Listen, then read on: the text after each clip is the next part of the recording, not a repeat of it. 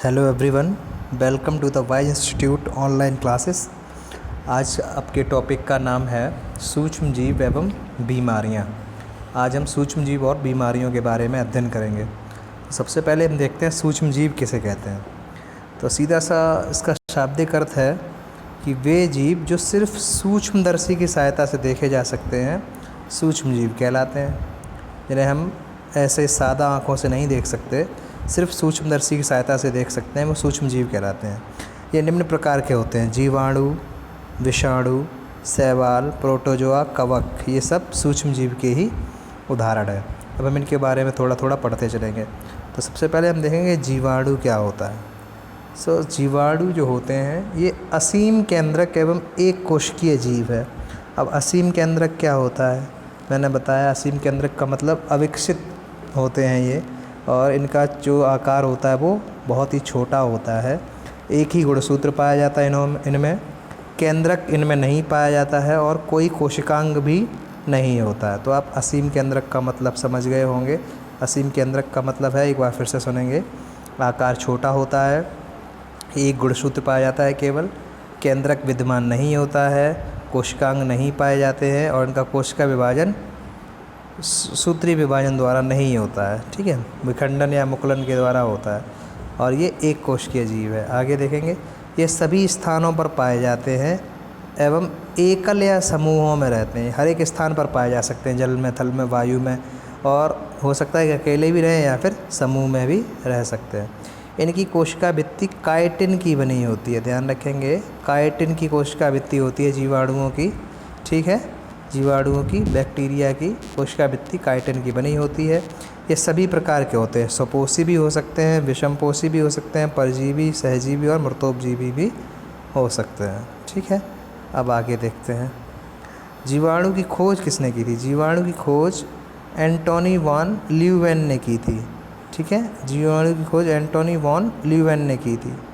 इनका आकार भिन्न भिन्न होता है, जैसे बेलनाकार या छड़ाकार, गोलाकार, कोमाकार और सर्पिलाकार, अलग अलग आकार के जीवाणु पाए जा सकते हैं।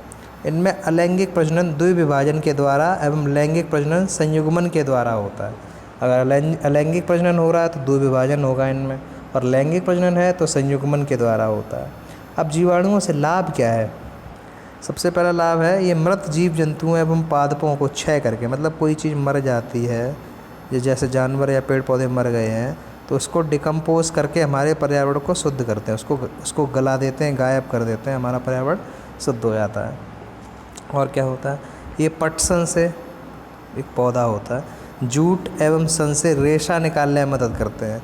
इनसे रेशे निकालने के लिए जीवाणुओं की मदद ली जाती है, उसको गलाते हैं। ठीक है, अब आगे देखेंगे और क्या क्या है। राइजोबियम नाम का जीवाणु जो होता है, जो मटर कुल के पौधों की जड़ों में पाया जाता है। मटर कुल का मतलब ऐसे पौधे जिनमें फलियां लगती हैं। तो राइजोबियम नाम का जो जीवाणु होता है, मटर कुल के पौधों की जड़ों में पाया जाता है।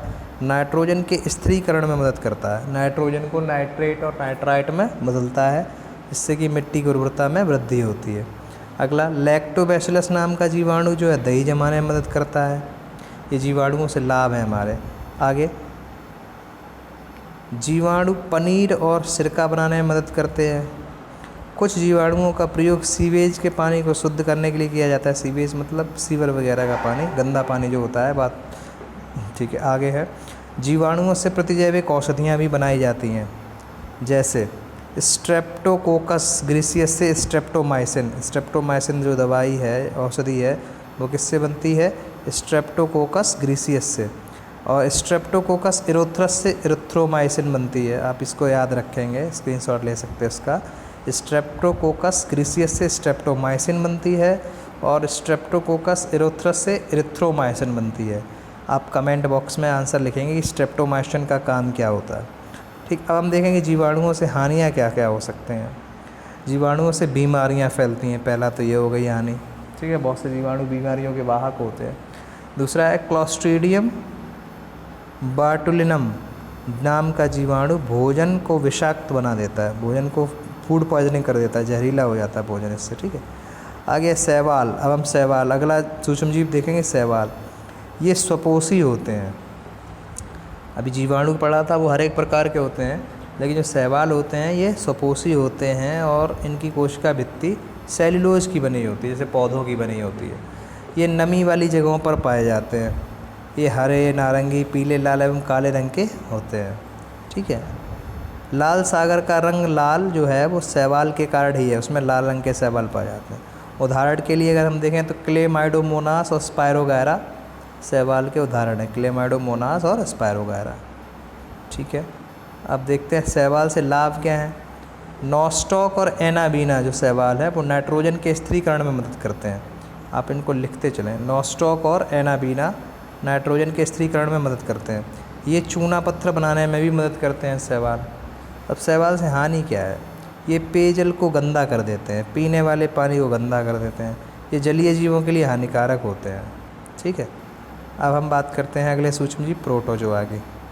ये एक कोशिकीय एवं ससीम केंद्रक होते हैं, मतलब ये विकसित होते हैं। एक से अधिक गुणसूत्र होते हैं इनमें, केंद्रक पाए जाते हैं इसमें। ठीक है। और कोशिकांग भी पाए जाते हैं, तो ये ससीम केंद्रक हो गए। ये जलीय जीव है प्रोटोजोआ। उदाहरण देखेंगे अमीबा, पैरामीशियम, युगलिना और प्लाज्मोडियम, ये सब प्रोटोजोआ के उदाहरण हैं। प्रोटोजोआ से हानि क्या होती है, पहली हानि है ये भी बीमारियां फैलाते हैं। ठीक है। दूसरा, अब देखें हम कवक के बारे में। तो कवक के बारे में देखेंगे, ये ससीम केंद्रक मतलब विकसित, बहुकोशीय एवं पर्णहरित जीव हैं, मतलब इनमें पर्णहरित पाया जाता है, पर्णहरित होता है, इनमें क्लोरोफिल होता है। ये गर्म एवं आर्द्र क्षेत्रों में पाए जाते हैं और इनकी कोशिका भित्ति काइटिन की बनी होती है। ध्यान रखो, इसकी कोशिका भित्ति भी काइटिन की बनी होती है। ये विषमपोषी जीव हैं, मतलब दूसरों पर निर्भर रहते हैं। इनमें लैंगिक एवं अलैंगिक दोनों प्रकार से प्रजनन होता है। उदाहरण के लिए देखेंगे हम राइजोपस, पेंसिलियम और एस्परजिलस, ये सब कवकों के ही उदाहरण हैं। कवकों से लाभ क्या होता है, रोमेरिया, अगरिकस एवं मॉर्सेला नामक के शैवाल भोजन के रूप में प्रयोग होते हैं। कुछ शैवाल हम भोजन की तरह प्रयोग कर सकते हैं। यहाँ शैवाल नहीं, यहाँ कवक बोलना चाहिए था इसको। कवक भोजन के रूप में करते हैं। इनसे प्रतिजैविक औषधियाँ भी बनती हैं, जैसे कि पेंसिलियम से पेंसिलिन बनता है, ये पूछा जाता है कई बार। पेंसिलियम जो होता है कवक, उससे पेंसिलिन बनती है। ठीक है। ये मिट्टी की उर्वरता को बढ़ाते हैं।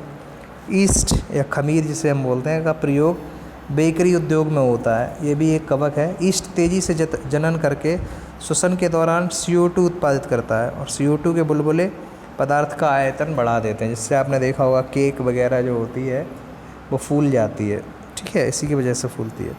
ईस्ट किण्वन में भी मदद करता है। किण्वन का मतलब है चीनी का एल्कोहल में परिवर्तन कर देना, मतलब चीनी शुगर से एल्कोहल बना देना, शराब बनाने में ये ईस्ट का ही प्रयोग होता है। इस प्रक्रिया को हम किण्वन कहते हैं।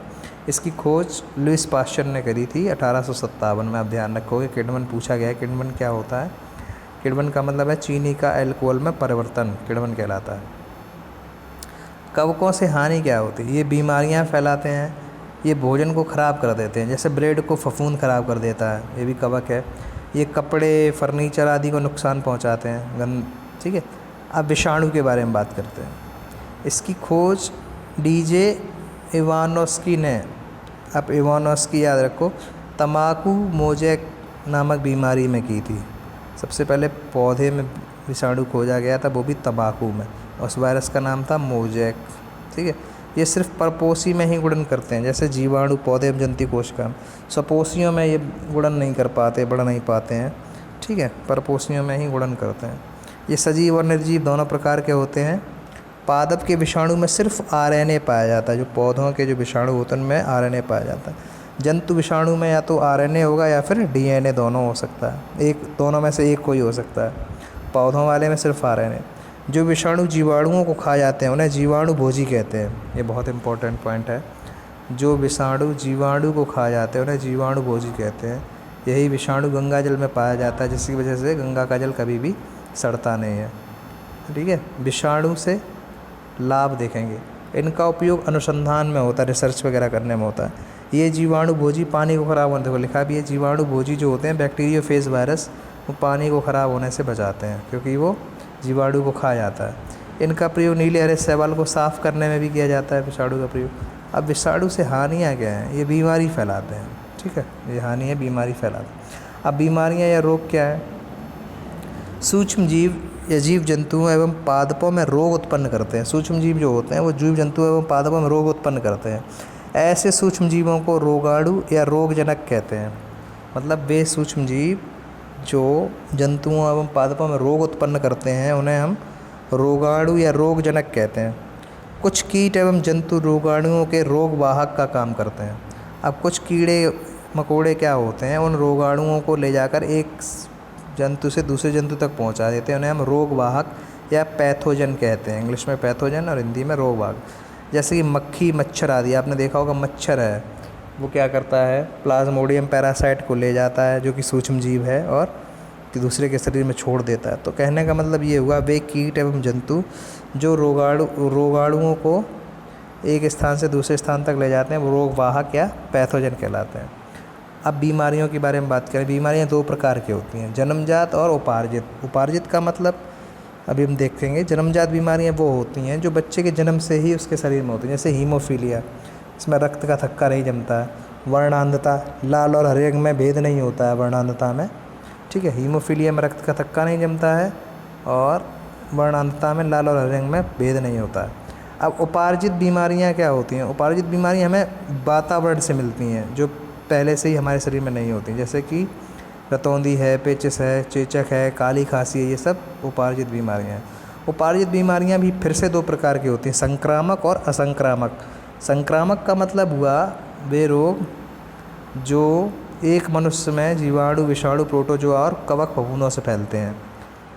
ये हवा, पानी और भोजन के द्वारा फैलते हैं। ये रोग एक मनुष्य से दूसरे मनुष्य में भी फैल सकते हैं और नहीं भी।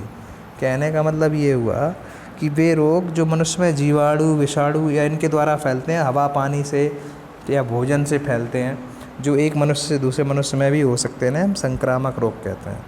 जैसे मलेरिया, डेंगू, हैजा, तपेदिक, ये सब। असंक्रामक रोग वे होते हैं जो किसी अंग की खराबी से या भोजन की कमी से या खनिज के अभाव से या फिर किसी चीज़ की एलर्जी से होते हैं, उन्हें असंक्रामक रोग कहते हैं। ये किसी भी बैक्टीरिया फिर सूक्ष्म जीव की वजह से नहीं फैलते। जैसे हार्ट अटैक है, स्कर्वी है, कैंसर है, ये सब असंक्रामक रोग हैं। आगे, खराब भोजन खाने से, दूषित जल से, गंदगी से या जीव जंतुओं के काटने से हमारे शरीर में कीटाणु चले जाते हैं जो हमें बीमार कर देते हैं। अब आज के टॉपिक में इतना ही, बाकी का आगे का कल। तब तक पढ़ते रहिए, बने रहिए साथ। धन्यवाद।